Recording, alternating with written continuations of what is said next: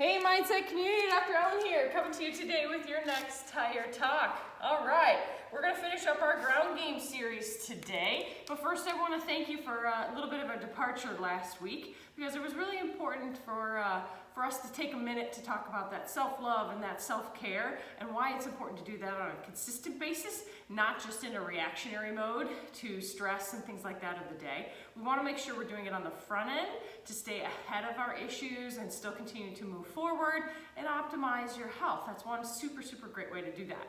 So as we finish up our ground game, these principles we're going to talk about are very similar to that. But it's important to learn how to ground yourself and actually use the force coming from here, both kind of metaphysically as well as just pure physics. If you learn how to harness that grounding ability into the floor or into the ground, it can be incredibly powerful. So that's something that you want to practice and harness so that in the moment you have that tool available to you. So whether that's you happen to be standing giving a presentation, or in my case working with a patient, or just when life starts to get pretty darn fast and you feel like things are moving around you, learning how to physically ground yourself to get you in the moment can be massively powerful and really amazing to experience. But the only way you get to that is if you practice consistently. So using your exercise time to do that can be pretty amazing for you. So that's the time we want you to utilize some of those skills. So let's talk about that. So today I challenged myself to do an entire workout where I didn't move my feet. I stayed in this position for about 25 minutes, moving different weights around. That's the basic physics of it all. And it was pretty amazing. By the end, my feet were very tired because I was working so hard to stabilize and ground myself that I was shocked at how much work that can really be when you do it for a prolonged period of time. But man, at the end of it, could I feel this amazing connection to the ground.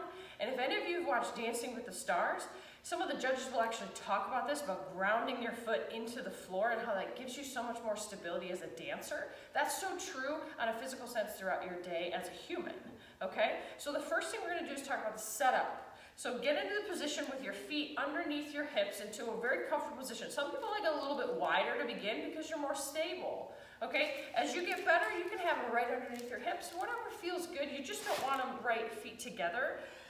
That's just a little bit too narrow to get some of the rotational stuff we're going to practice today. So a little bit wider, and then I want you to pretend your feet are on paper plates, okay? And I want you to screw your feet into the ground with a little bit of rotational force. Now your feet aren't actually going to move here. Your feet are glued to the ground, so when you do that, you create something we call torque. And that is a really important skill to harness if you're going to get into heavier lifting and strengthening later down the line, because that creates your stability. So just in that moment, when you screw your feet into the ground, you should feel these muscles on kind of the back and lateral aspect of your legs start to contract. So let's talk about that. The intensity of that contraction should match whatever you're doing. So there should be a supply and demand pretty much close match. What you don't want to see is this demand is to stand and give a presentation for 2 minutes, and yet you're on 100% contraction. That doesn't match. So it depends on what you're doing, how hard you should be contracting. For me, I just finished my workout. It's a little bit chilly in here, and we're doing our talk, so I have this on at maybe like 20%. And 20% on average is about what you need during the day here if you're just standing still. Okay? So feet are screwed into the ground nice and gently.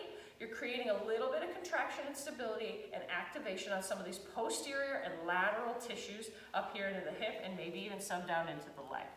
Okay, so you're going to hold that position while we add movement now. And the first movement we're going to do is a deadlift, which is probably the best way to pick something up and to put it back down, okay, especially if it's a slightly heavier object. So I'm going to use a 20-pound dumbbell. And so I'm going to put that right between my midfoot, kind of right between the ball of my feet, all right? And what we're going to do is create our little bit of torque, screw our feet into the ground. I'm going to hip hinge, so that means we're not going to talk a ton about technique today. That's not what the purpose is. The purpose is grounding. If you want to learn technique or you have questions about that, give us a call. That's what we do professionally. We're also going to be starting these wonderful gym memberships at our office.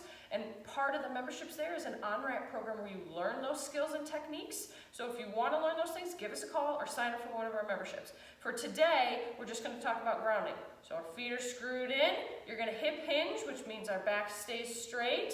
Okay, it's not vertical, but it's straight as you drive your hips behind you. Okay, feet are still screwed in, and you're going to stand up, driving the hips forward. Keep the feet screwed in, screwed in, screwed in. Put it back down. Okay, screw in the feet, hold them, hold them, hold them. Pick it up, put it back down. And you'd be surprised, just keeping that torque and stability, how much more energy it takes to create stability. All right, so keep working on that torque, torque, torque. Screw those feet in, pick up your object, stand up, and then slowly put it back down.